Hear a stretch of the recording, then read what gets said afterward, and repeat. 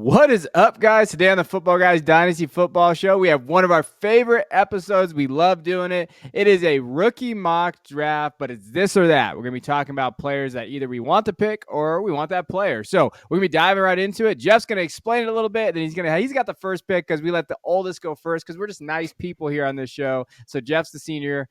What are we doing today, Jeff? Yeah, the way it works is essentially you're going to compare a veteran value against a rookie value. And we're trying to work out the valuation between what would you trade that pick for if you were looking in your league to kind of give you a one-for-one comparison. And so we use Dan Hendry's value chart. He updates it monthly on footballguys.com. He assigns pick values to the player values. And so using that chart, we go through, we select what our selection would be in the draft, and then I will pose the question to Christian and Kevin, and they do not know who their other player is going to be. So they're going to be operating off the cuff, and they will decide, do I want the veteran or do I want the rookie that I just selected here?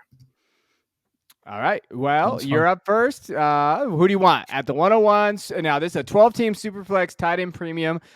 Jeff's been doing it for Football Guys every night. He told me that. So you can jump into them as you go. We're going to be kind of doing them, and then we're just going to pick that player. So you're up first. Who do you want? So I still have Caleb Williams from USC as my quarterback number one and as my 101 in Superflex. And so Caleb Williams is the selection. The valuation that Dane Hendry puts on him is 46 points is how many points he assigns to it. A player that has a 46-point valuation in Dan Hendry's chart is CeeDee Lamb. And so kind of the selection of, are you going to go with CeeDee Lamb or are you going to go with Caleb Williams? Looking at that conceptually, if I'm a rebuilding team that earned the 101, I think that I'm pretty easily going to go Caleb Williams there. If maybe I had traded into the 101 and I'm feeling good about that, I'm still probably going to take Caleb Williams, but that gives you a good idea of what to expect on valuation for a one-for-one trade offer on kind of the player that you should expect to get if you were to trade that pick. Yeah. I like that. I would also take Caleb Williams, I think, in that scenario. So I think that's kind of where I would go, especially I would go Caleb in Superflex either way, whether I'm rebuilding or, how I got to the 101.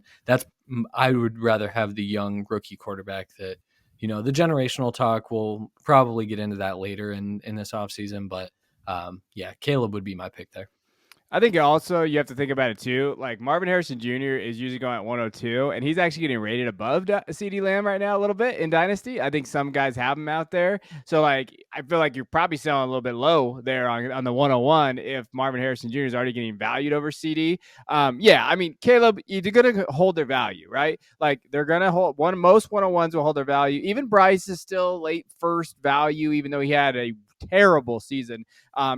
Justin Fields, those type of guys, they held their value after that first year. They still do, right? If you take a wide receiver like Treylon Burks or one of these other guys that we've seen there, they definitely don't when you're looking at the positional differences in these types of rookie mocks. So yeah, I agree. I think CeeDee Lamb is a great player. I love CeeDee Lamb, but yeah, I would definitely lean Caleb Williams there. And that's how it works. And so follow along and we will go through the first two rounds here. All right, before we move on, take a moment to like this video, subscribe to the channel so you never miss an episode. Comment below with your questions, trades, or thoughts on the topic. Also, be sure to head to footballguys.com/plans to get a premium subscription. Elite subscribers get custom Dynasty content, IDP, salary cap, and basketball content for less than $70 annually. Head to footballguys.com/plans to join today. And Christian, I don't know, we talked a little bit pre-show about something that's on the radar. I don't know if this is a good time to kind of go into that or not. Well, it's too late now. Go ahead, Christian. No, let's talk about it. The rookie draft guide is coming. We're working really, really hard on it. It will be here. I don't want to tell everyone the date. I don't know if I have the authority to do that. I might lose my job here at Football Guys. But we are working very hard to get you a massive rookie draft guide. If you were a Football Guys subscriber last year, the guide was actually free for everyone at the beginning last year. So I believe you might be able to still go download the first version of it. I'm not entirely sure how that works, but it will be available very, very soon. We're going to get you all the rookie draft content that you need as you head into your rookie drafts this spring, and hopefully get you a head start on your league mates.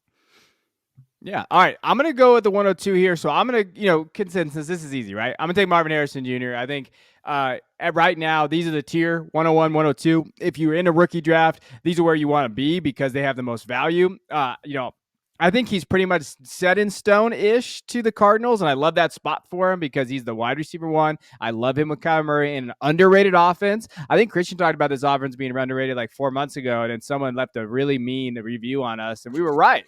Like when you look at it, we were right. This offense, Arizona is underrated there. So if he lands there, I like that 102. He's getting valued as dynasty wide receiver 3 to 5 right now, depending on where you look. So I'll smash 102 Marvin Harrison Jr. So the valuation on Marvin Harrison Jr. is 42 points in Dan's chart, and a player with a similar valuation in Superflex is Anthony Richardson. So are you going to go with Anthony Richardson, or are you going to go with Marvin Harrison Jr.?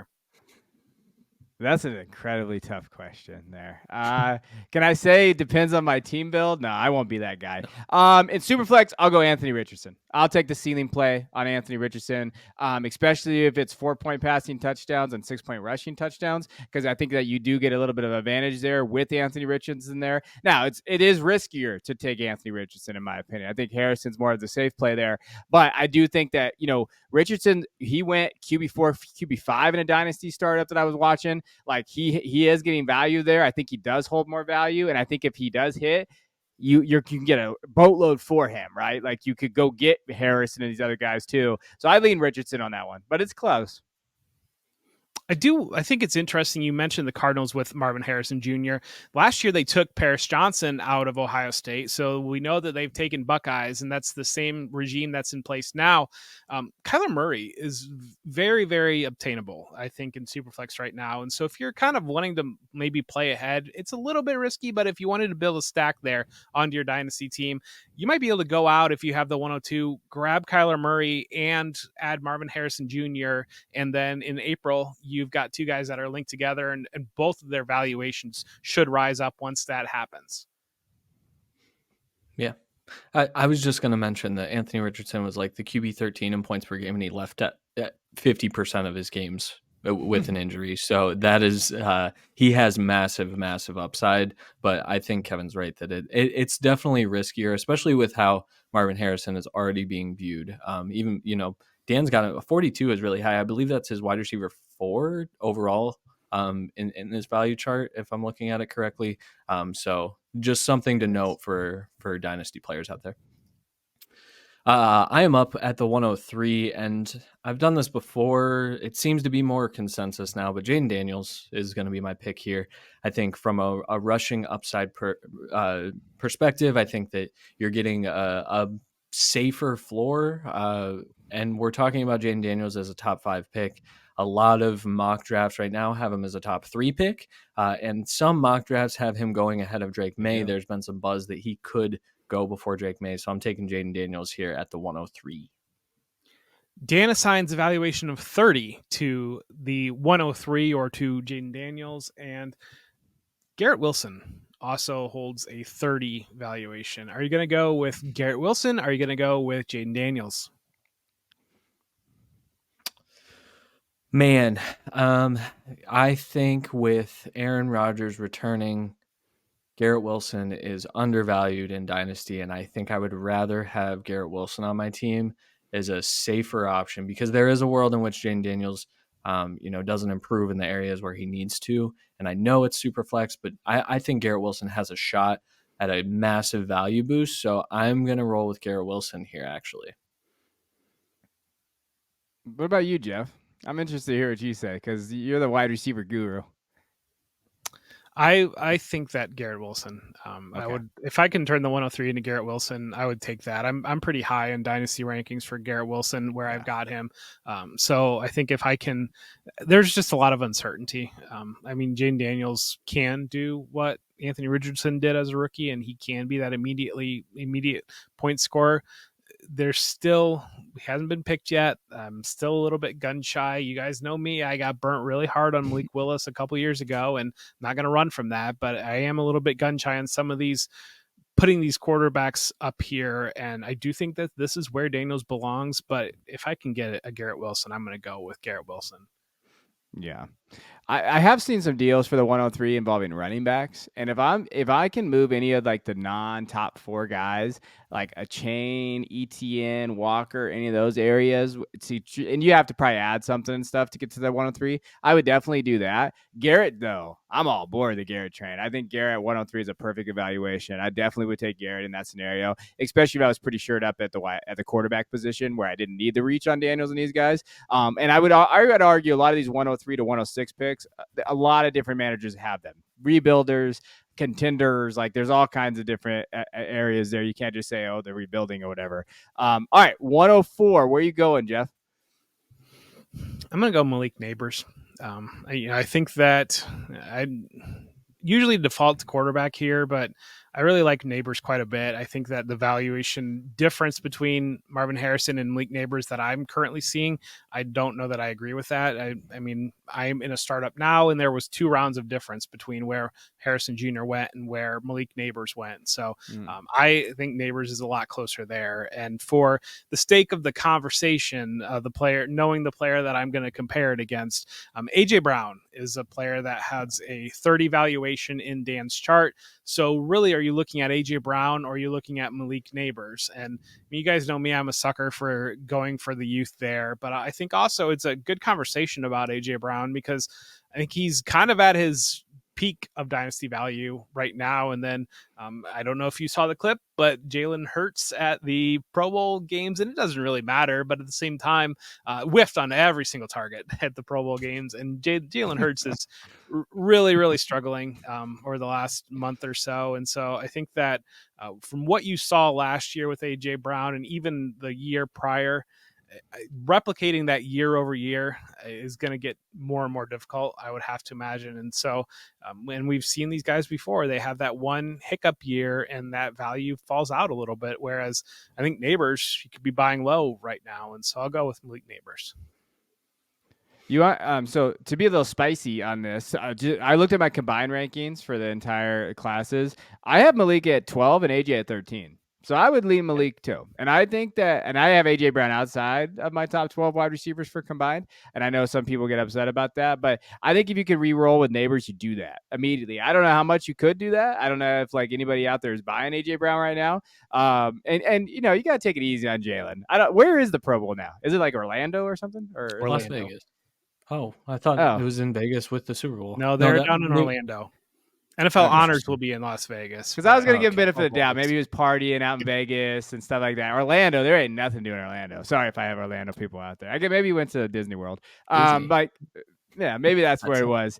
I would lean Nabers there. I think re-rolling perfectly with Brown. I think Nabers is a top 12 asset.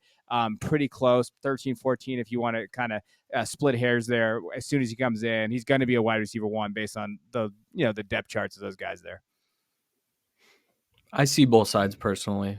I think I would lean AJ Brown personally. I guess I'm the high one on the show on AJ Brown, and I was the low one, I believe, at this time last year. So, so it's crazy how that works. But I mean, I think you are running a little bit of a risk with Nabers right now, simply because he could land in a pretty atrocious landing spot here. I think. I have faith that he won't, based on how I've seen a lot of mocks going, but I think that's the risk here, where you're getting a sure thing with AJ Brown. There's still some unknown with Nabers. I totally get rolling the Nabers side, though. All right, you're up, Christian. Oh, wait, no, it's me. Man, I cannot count tonight. I am going to go Brock Bowers. So I'm going to take in tight end premium. I'm going to take the tight end. I'll leave Drake Maye there for Christian if he wants to go ahead and grab him there. I'll go the positional advantage, the upside with Bowers. 105, 106 in that range is fine. I do think that there's a lot of fun landing spots for Bowers out there. He's already getting evaluated at he's getting valued at tight end 2 to 5 in that range. And whether you think that's right or not, I don't think it really matters because leagues think it's right. So if you draft him there, you pretty much have a top 5 value baked in. Even like with Pitts, he had that for a year, right? So I think in tight end premium, you're able to use that value there. Whereas a guy like Maye, if he goes to like the Patriots, I don't love that spot. I really don't like Washington's spot right now with what they're thinking about doing with their offensive coordinator position and their head coach. Like I get a little nervous about those areas. Bowers, I think, in tight end premium, I think it's a fair pick, and I like the value there. So this is going to be fun because Dan's valuation on the 5th pick, more or less, is 28 points. And a player that carries a 28-point valuation is Sam LaPorta. So Sam LaPorta also plays tight end. So which direction are you going to go there? Are you going to go Sam LaPorta? Are you going to go Brock Bowers? I'm going to go Brock Bowers. And I know that I'm going to get LaPorta haters out there. I'm not down on LaPorta. However, I've talked about LaPorta being kind of a sell on some videos that I've done, and I've talked about kind of, hey, that offense. I do think Ben Johnson coming back was great. I think Jameson's kind of carving out a role, though. I think Gibbs has found his role in the pass catching. Obviously, Amon-Ra St. Brown is there. I think that when you're looking, I think they might add weapons too. I like LaPorta. I think he could have the touchdown regression, though. I'm not. I think what do you have? 10 to 14 touchdowns. I'm not sure off the top of my head. It was in that range. I'm going to go Bowers because I think from a prospect perspective, Bowers is a better prospect in my mind and based on my rankings and what I've done. So I'm going to lean with my rankings and the trust I have in my ability and my prospect scouting and everything there. I'll lean Bowers. Even not knowing where he lands, I'm still going to lean Bowers. That one's really tough. Because while I do think like LaPorta could be a sell right now, I think the one extra year with Ben Johnson is going to inflate his value for at least one more year. And so I wonder if you're sacrificing a little bit of value there if Brock Bowers does land in a iffy situation. One of the favorite mock draft things that I've seen is to the Chargers at 5th overall. A lot of people coming out of the Senior Bowl think that there's a realistic chance that happens, and going and being Justin Herbert's one of his top few targets, I think the touchdown upside would push Bowers ahead of LaPorta just bar for bar, 1 for 1 there. So I get it. I lean LaPorta personally here. So we have a resident Michigan fan here, and who's going to know more about what Jim Harbaugh is likely to run, especially with Greg Roman now going to be the offensive coordinator with the Chargers. Do you think that Brock Bowers is a fit for a potential Jim Harbaugh offense or a Chargers offense there? Yeah, he'd be a smash fit. He would be what you would look for. Even though I didn't know AJ Barner played in the team last couple weeks ago, but I do think like when you're looking at how Bowers plays and what he can do, like look at Loveland. So Colson Loveland's a tight end that plays for Michigan right now. He is a very, very diet Brock Bowers in terms of a profile. Loveland balled out this year, and I understand we got Roman coming, but Roman has done very good with tight ends as well. I think Harbaugh would utilize Bowers. Bowers would immediately be that wide receiver 2. Immediately, like he'd be on that roster. You're looking at touchdowns in the red zone. They utilize them there. They're very creative in red zone offense with the tight end position too. You're gonna see a lot of shovel passes. You're gonna see a lot of usage down in the red zone. That's what you like. If he went to the Chargers, I think you could make an argument he could be 104 or 103 in tight end premium, depending on how big the premium is. I like that. All right, I'm up here at 106, and I have to take Drake Maye because I don't think he should be on the board at 106 personally. And he's a great player that has been, I think, deflated, especially in the fantasy community and by us, because he doesn't have the same rushing upside as Jayden Daniels. But I think Drake Maye is going to be a top 3 pick one way or another. And so you're getting that insulated quarterback value. And I'm sure I'm going to pick the other player that Jeff's about to give me. You sure? Maybe. We'll see. 27 points for this pick. And player that holds a 27-point valuation is Nico Collins, wide receiver from the Houston Texans. Oh no, no, give me Drake Maye. That one's kind of easy. I like Nico Collins, but I think Nico Collins, a lot of his booms happened after the Tank Dell injury.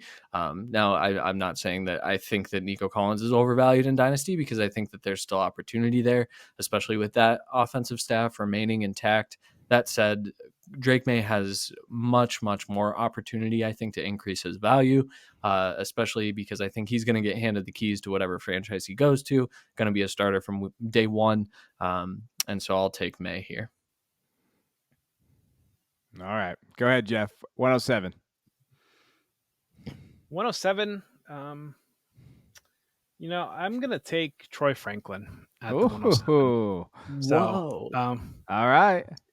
I've talked to you guys before about I think that I like Franklin relative to Odunze, and the selection right now would be between Rome Odunze and Troy Franklin in my mind. And I think that what you're going to see, especially if what Troy Franklin looks like on tape shows up at the combine, I think you're going to have a real conversation about him being, I know Christian, in your mock, you've put him at 15. I think he could be that guy that is on that fringe top 10. If he puts the way he looks on tape as at a combine performance, he is that type of ceiling. And so I'll go with Troy Franklin here. And it was a difficult conversation in my mind between the two of them. And I don't think there's a wrong answer. And I know that consensus thinks that I'm a moron and would rather have Rome Odunze. But what do I say about consensus on February 3rd? Anyways, so 23 points for this pick, and Tank Dell is the player that has a 23-point valuation. Tank Dell versus Troy Franklin. I probably go with Franklin based upon upside, but at the same time there's downside, because Franklin could land anywhere and he could be done relative to Tank Dell being with CJ Stroud for the next 8 years or whatever it might be. And so there's certainly risk baked into that, but kind of play the upside there, and I'll go with Franklin.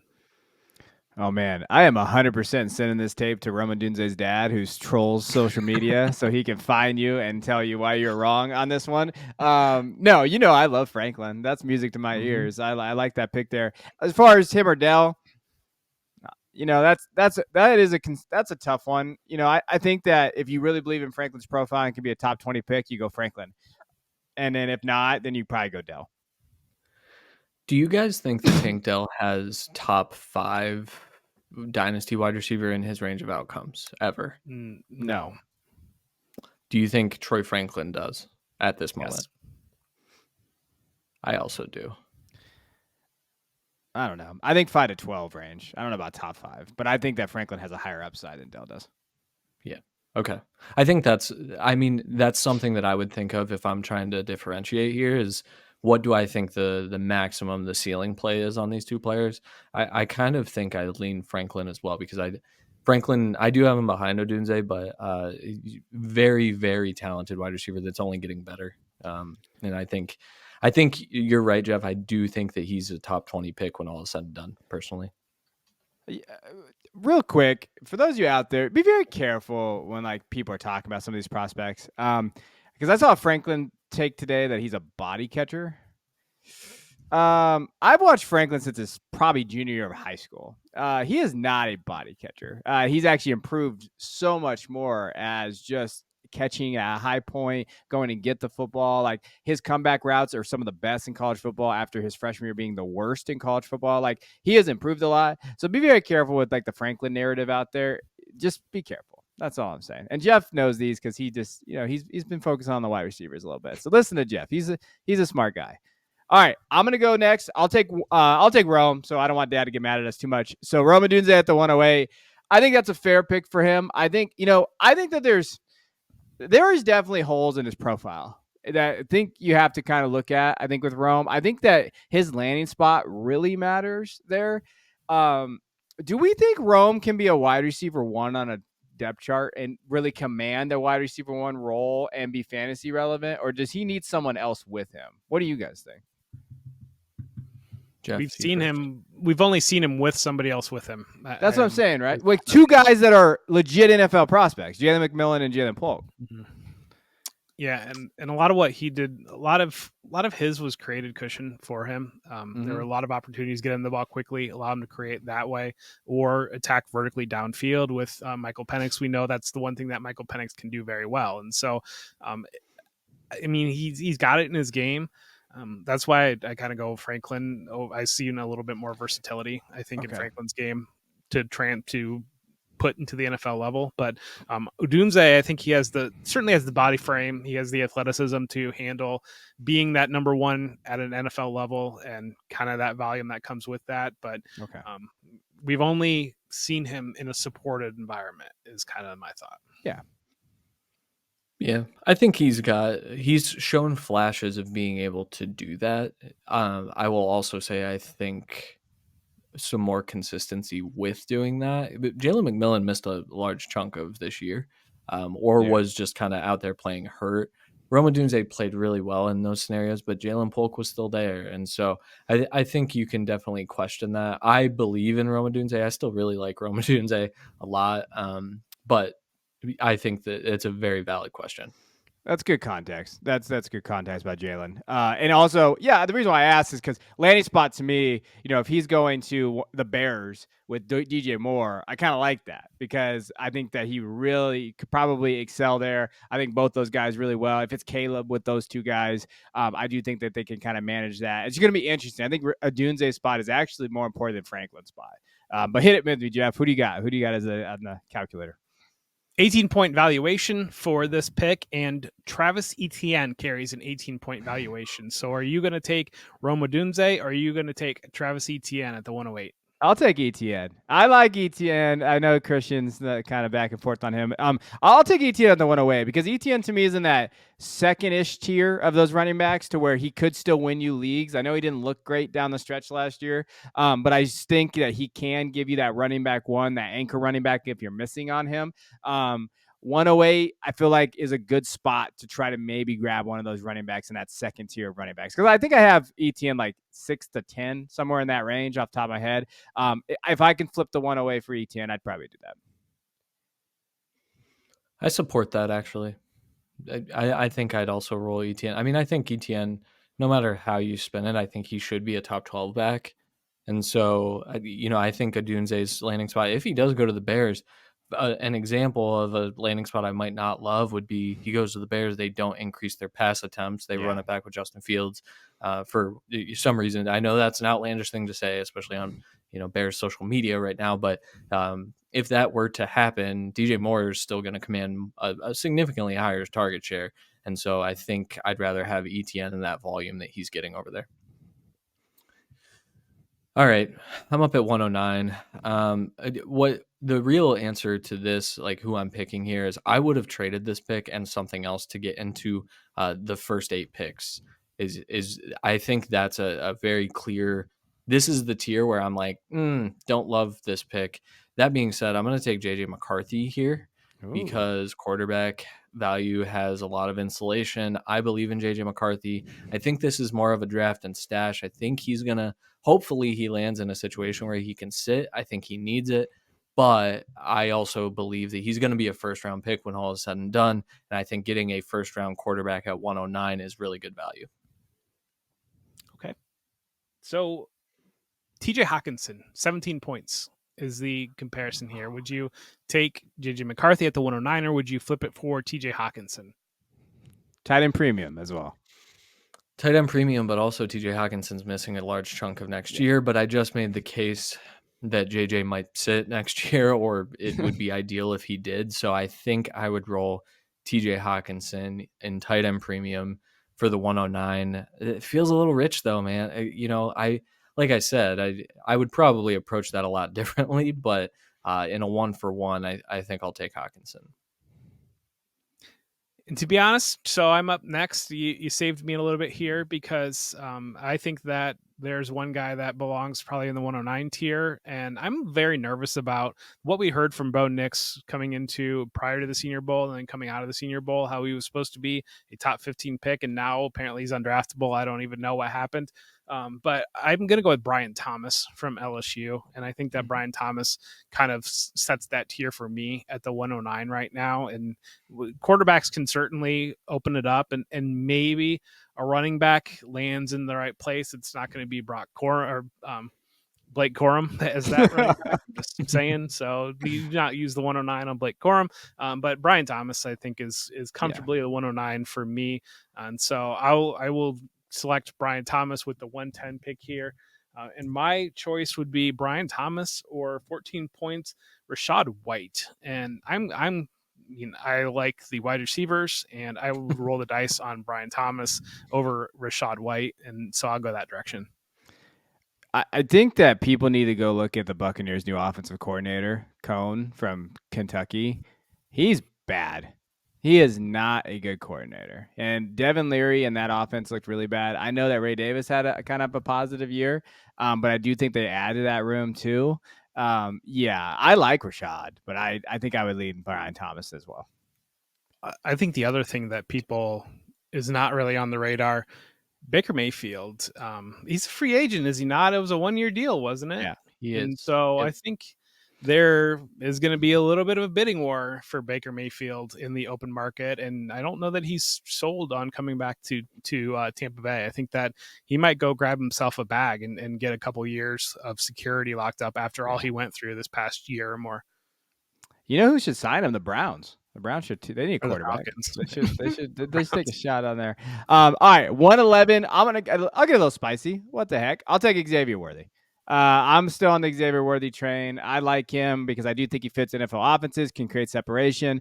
I know he has the drops, but you know what? I'll take the talent. I'll take the separation. I'll take the guy that probably can do what Zay Flowers is doing. You know, I think he was a better prospect than Zay Flowers is coming out, especially just from a recruiting pedigree and all of that. I'm a big Xavier Worthy guy. I'll take him at the back end of the first all day. I like that pick. He was going to be on my, I assumed that Christian was going to take Brian Thomas, and so I like Xavier Worthy. He was going to be my guy. Saquon Barkley or Xavier Worthy, where are you going to go? Man, I am going. Well, okay. I don't want to say okay. I'm not gonna give context. Like I need a running back, because if you need a running back, I think it's Saquon pretty easily there. But I mean, you're never going to get that value back for Saquon, because running backs, I don't care what they are, this is where he's going to stand. I think with Xavier, you do have a little bit more upside if he does kind of pop off, goes to a good team and offense, where you could be looking at a mid-first next year. So I'd probably lean Xavier Worthy, but it's very close. I think if you think Barkley has good 2 years left and you want to go try to win your league with that running back if you need to, I'd understand the Barkley side, but I do like the upside. I just like Xavier. You guys know I like Xavier, so I'd lean Xavier. For what it's worth, Saquon turns 27 this week. Yeah. And so that's just putting some added context. I believe Xavier Worthy is 20, turning 21. He's young. Not that age is everything, but if you're, depending on where your team is at, I think that's the answer to that one, potentially. All right. I'm going to, where your team is at, sorry. Yeah. No, what's that? I'm sorry. I shouldn't have cut you off. You just hate running backs, I know. I also hate running backs because I'm not taking one here at the 112. So we once again have a first-round mock without a running back. I think Jeff's right that might change. I think we might get one in here, but I'm taking Lad McConkey, wide receiver out of Georgia, who just had a very, very good Senior Bowl, but that was expected. The Senior Bowl is kind of set up for guys who separate to excel, and that's exactly what Lad McConkey did. Great separator. I think he's got really, really good speed. I think he's more than just an underneath separating type of guy. I think he can threaten all three levels. This is a guy that is a major riser coming out of the Senior Bowl that I think probably should have been there in the first place. So I'll take Lad here. 13 points of value. Would you rather have Lad McConkey or would you rather have Kirk Cousins? Well, it depends on where my team is at. No, give me an upside shot on Lad. Kirk Cousins, I do think that there's some value in buying him. for all dynasty teams of all shapes and sizes, whether you're rebuilding or not at this point. I think Kirk has a good couple of years left, and I think he's a nice depressed value this offseason. But give me Ladd with hopes that he gets tied to a really good quarterback and can show off some of that separation ability. I like that pick of Ladd there. I've got one player ranked above him, but I do think that it's an interesting conversation because I don't think that despite the breakout at the Senior Bowl and despite how good he's looked, the eye line isn't there yet. I think in the general consensus, and so that's just we're telling you that's the kind of where our eye line is on Ladd McConkey. Yep. All right. Well, that'll do it for this part of the show on YouTube. We are going to do a second round over on the podcast version where the full version of every show can be found. And that's on Apple Podcasts, Spotify, anywhere you get your podcasts. If you're enjoying the show, make sure you search up the Football Guys Dynasty Football Show. Leave us a review over there. It's been a while since we got some reviews. So check us out, Football Guys Dynasty Football Show on your favorite podcast app.